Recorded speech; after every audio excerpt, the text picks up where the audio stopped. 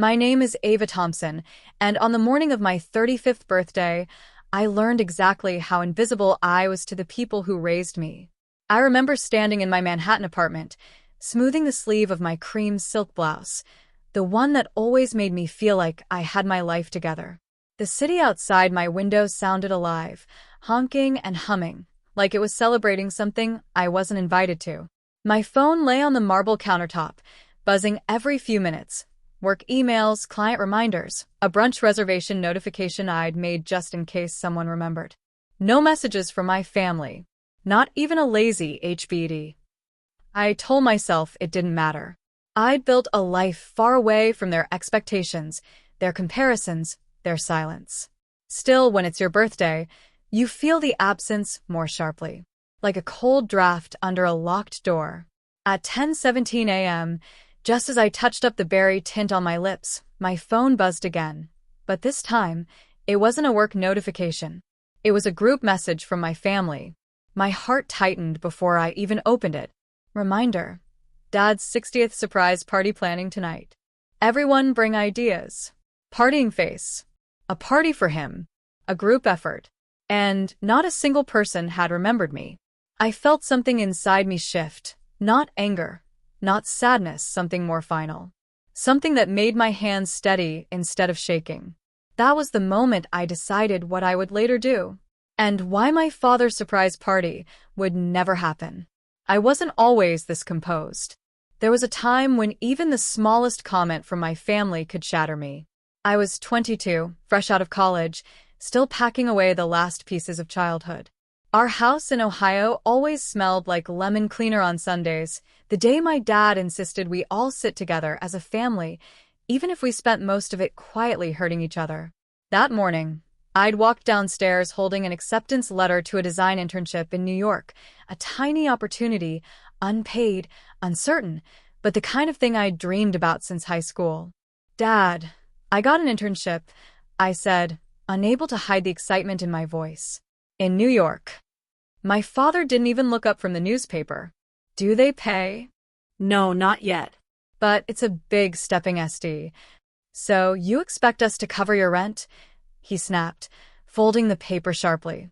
"Ava, be realistic. Your sister already needs help with her mortgage." There it was. The comparison I'd grown up with. The invisible scale, where I always weighed less. My sister, Haley, smirked over her coffee mug. "Maybe you should try something safer. Something you won't fail at." Her words hit harder than she meant them to, or maybe exactly as hard as she wanted.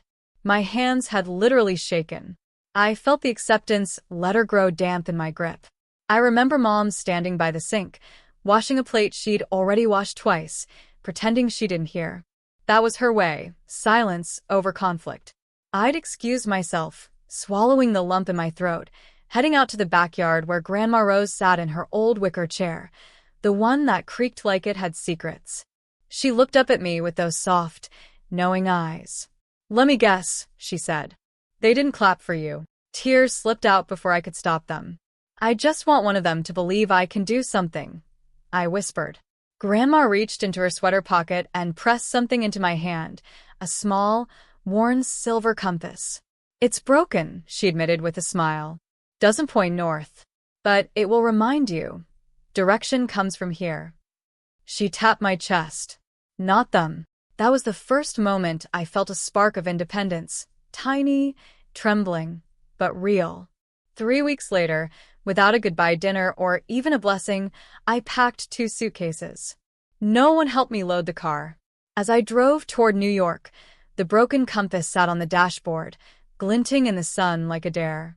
I promised myself one thing that day. I would never need their approval again.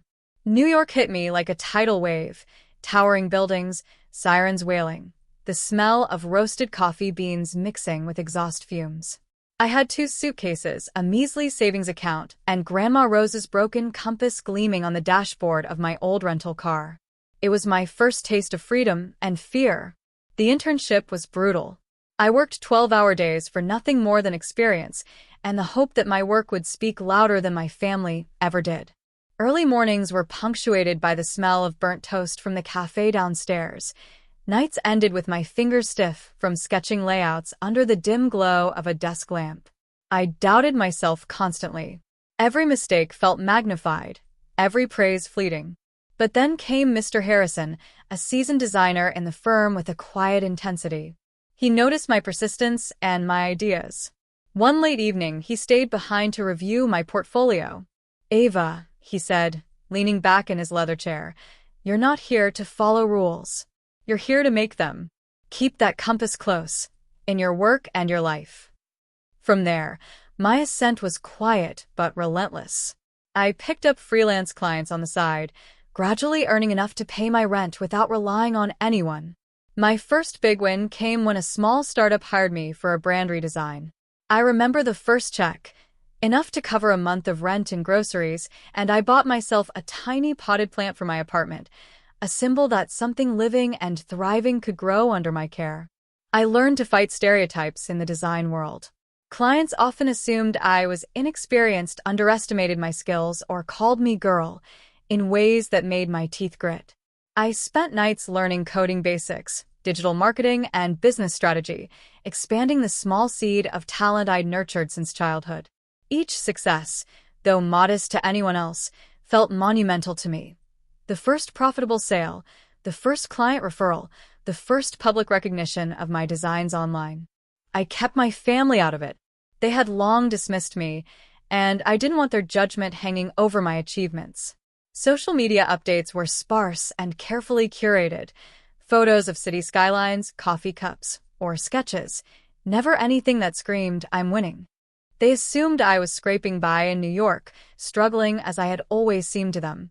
Slowly, Ava Thompson became a name in design circles, respected, quietly powerful, the kind of woman who could command attention without raising her voice. And yet, the compass on my desk always reminded me why. Direction comes from within, not from the applause of people who never believed in you.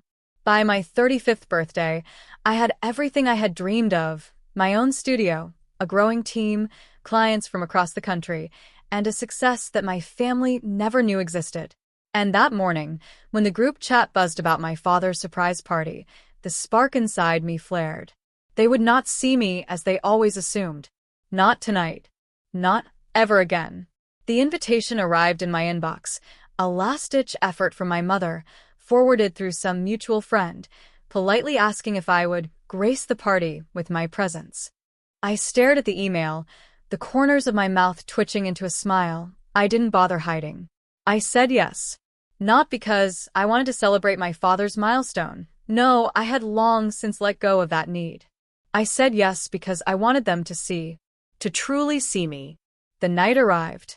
I walked into my penthouse studio, carefully curated over the years, the soft amber glow of gallery lighting reflecting off abstract paintings, shelves lined with awards, and a sleek espresso machine humming quietly in the corner. Everything spoke of intention, of growth, of independence. When they arrived, my mother, father, sister Haley, I let them linger in the foyer. Their eyes widened almost immediately. "Wow. "Ava, this place it's," my mother's voice trailed off. They took in the skyline view from my floor-to-ceiling windows, the modern sculptures, the array of design books and client awards neatly displayed. Haley's mouth opened and closed like she'd lost her ability to form words. I let the silence stretch. It had weight. It had history. Finally, I spoke. "You're here because you think I'm still the struggling girl you left behind in Ohio," I said, holding Grandma Rose's broken compass in my hand. "But I'm not. I haven't been for a long time." My father's jaw tightened. He cleared his throat. "Ava, we didn't realize." "You didn't care," I interrupted gently but firmly. "Not when I took the job in New York, not when I needed guidance, not even on my birthday this year." I walked them through my world. Clients I had led, brands I had rebuilt, projects that were now nationally recognized. I mentioned the financial milestones lightly.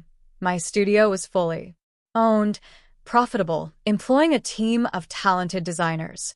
Every word landed with measured precision, every fact undeniable. Haley's eyes flicked to my awards on the shelf.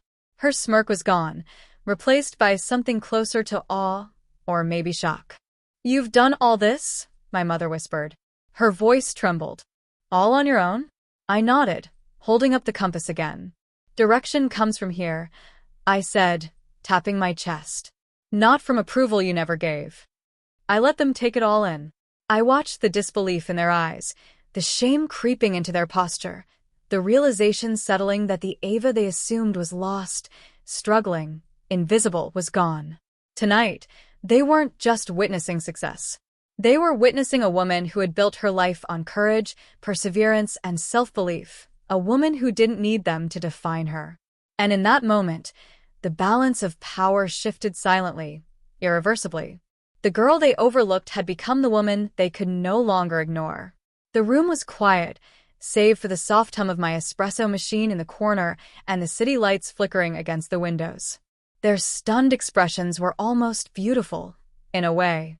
Beautiful because, finally, for the first time, the balance had shifted. I took a deep breath, letting the words I had rehearsed for years flow naturally. "I built this life alone," I began, my voice calm, firm, but not cold. "And if any of you want a part of it, if you want a relationship with me now, things need to change. Things I should have demanded years ago." My father opened his mouth, but I held up a hand. "Let me finish. First," I said, glancing at Haley, "no more comparisons. Ever. Your success doesn't define mine. Your jealousy doesn't weigh on me. If you want to be in my life, you'll respect that." She shifted uncomfortably but nodded, the first flicker of understanding crossing her face. "To Mom," I continued, "silence isn't protection. If you're going to be part of my life, you speak honestly. You support. You don't pretend not to see pain, and you don't dismiss ambition. No more turning away." My father's hands tightened into fists on the counter. "Ava, You didn't believe in me before," I said softly but unwaveringly. "I'm offering you a chance to change that. To see me, not the girl you ignored, not the mistakes you counted, but the woman I've become. You need to face your own patterns, your favoritism, your absence, your excuses, before you can stand beside me." Then I leaned in slightly, letting my final condition hang in the air.